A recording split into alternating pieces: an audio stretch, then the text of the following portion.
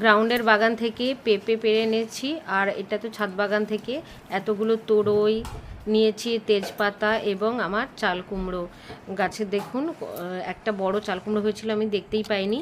এই খাবারটা আমি সমস্ত সবজি গাছে দিয়ে থাকি।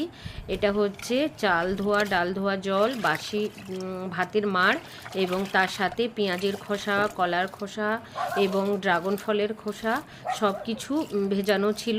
এই অবস্থায় 2 দিন রাখার পর আমি সেই জলটা তার সাথে আরও 1:10 রেশিওতে জল মিশিয়ে এইভাবে সমস্ত সবজির গাছের গোড়ায় দিয়ে দিই।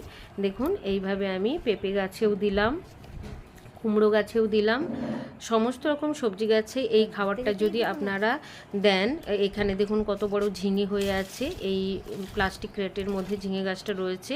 তো এইভাবে প্রচুর পরিমাণে সবজি আপনারাও পেয়ে যাবেন।